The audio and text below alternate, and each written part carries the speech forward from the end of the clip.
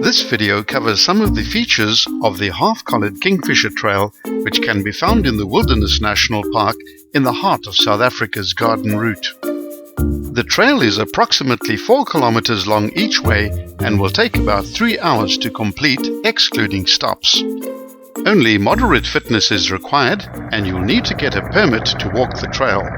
These can be purchased at the start of the trail or at the Sandparks office at the Ebb and Flow Rest Camp. The trail initially follows the western bank of the Tow River, crossing over to the eastern side approximately 1/3 of the way via a self-propelled pont. The majority of the rest of the trail is completed on beautifully constructed boardwalks. During the peak season, it's advisable to do this walk either early in the morning or later in the afternoon to avoid the crowds. An interesting alternative is to hire a canoe and paddle up the river to the pontoon, where you can safely leave the canoe and complete the rest of the hike on foot.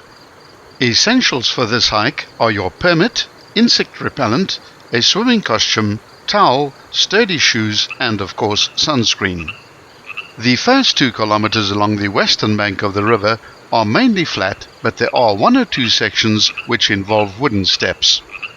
Once you arrive at the pontoon, after approximately 20 minutes of walking, you will see the raft. Haul it over to your side by the simple rope and pulley system and pull yourself across to the opposite bank. The raft can safely hold 4 adults. Along the first western section, the hike offers several good swimming spots with picnic tables.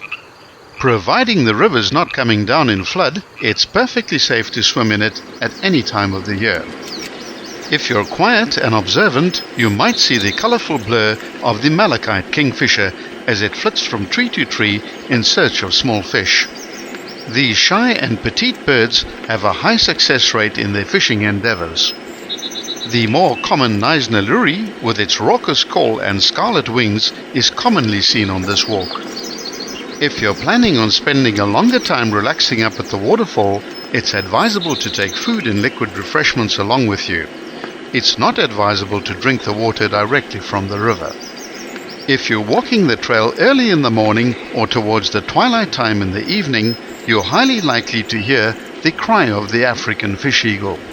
There are several pairs which roost high in the mountains above the river. Once you've crossed the river, there's a level section of footpath which lasts for about 1.5 kilometers before arriving at the elevated boardwalk section. A little further along the route, there is a fork in the path. You should keep left, but it is well signposted. Once you arrive at the waterfall, after descending a steep flight of steps, you'll see a vast jumble of large granite boulders. The waterfall consists of several drops through a number of rock pools, with the highest one of about 8 meters in height being directly in front of you. When trying to access the higher pools, be careful, as it's easy to slip and hurt yourself, as the rocks can get very slippery, especially during the winter months. All the pools are fairly safe to swim in, and don't be put off by the coke-colored water. It's a natural phenomenon common to all the south-flowing rivers in this area and is caused by plant and tree roots discoloring the water. The town of Wilderness draws its freshwater supply from the small reservoir above the highest waterfall. The original path to this waterfall was nothing more than a service path for the water pipe.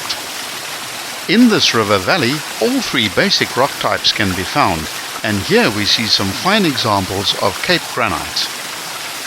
Sandparks have done a great job of building the boardwalk, which has become a firm favorite with local and international tourists alike.